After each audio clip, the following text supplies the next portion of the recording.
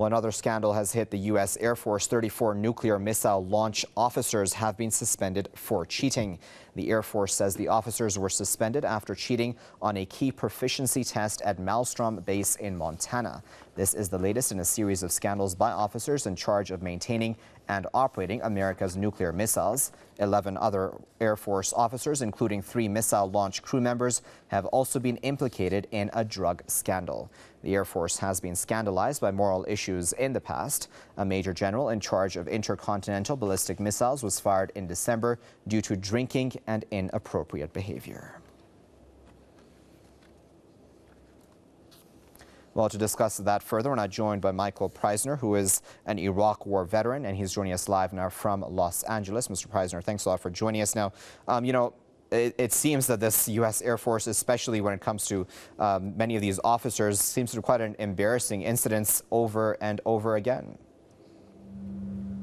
Right. Well, I mean, the officer corps in general in the U.S. military is really just a rich boys club of dilettantes who have a really cushy lifestyle and then immediately wheel and deal with defense contractors and go straight into these high-paying defense contractor jobs once they leave the military. But this scandal, dealing with something as serious as nuclear weapons, really is just a small problem in the context of a larger one, and that's the existence of nuclear weapons, and especially in the hands of the U.S. government. And it's almost a miracle that there hasn't already been a nuclear explosion in the United States, 100 times bigger than the explosion in Hiroshima, in the United States and in other countries. Already in the United States, in Arkansas, and North Carolina, and other places, nuclear weapons have been dropped, but by a miracle just didn't detonate. And so we know it's unconscionably dangerous to have these weapons, especially with the types of people who are in control of them. Indeed, as you said, these weapons are very dangerous. So what does this mean then for the future, considering we see such scandals, coming out pretty much after every few months? Well, I mean, we can expect more of the same. Hello?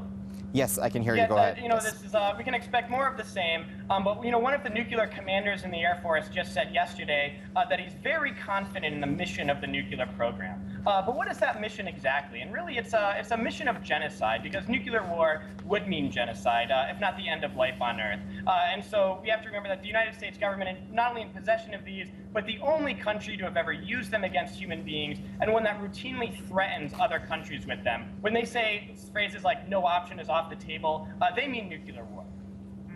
Indeed, and when we speak about no options off the table, what exactly is the U.S. government going to do about these scandals? I mean, certainly something needs to give here. Well, what the U.S. military does in any scandal it has is it does whatever it can to cover it up and then lie about it. And that's what we can expect in this case as well. And you've been you're a war veteran yourself. So what is your experience when it comes to when such issues, when such scandals start hitting, be it Air Force members or other members of different corps? What does that say about the morale of these officers who are working under such pressure? Well, I would say the officers actually have a very, very easy job.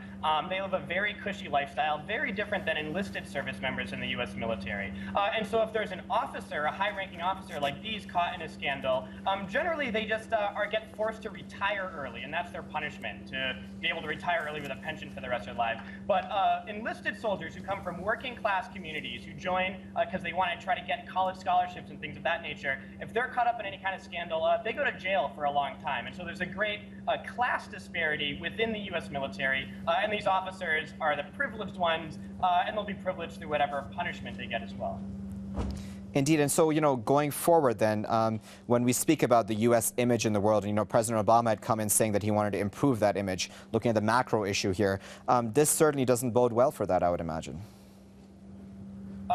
No, it doesn't at all in terms of, how safe people feel with, this belligerent war machine handling and on a daily basis these extremely destructive weapons. I mean, really, it's almost a probable inevitability that there will be some kind of major accident with them. But in general, I mean, the real danger is actually the use of these things intentionally. And of course, mentioning the Obama administration ushering in this type of new era, it's been an era with quite a lot of bombings, targeted strikes, in fact, much more than under the Bush administration when it comes to drones and targeted missile strikes and things like that. And so it's a worrisome precedent that this government is very willing to use this type of lethal force on a whim, and we shouldn't assume that nuclear weapons are off the table in that regard as well.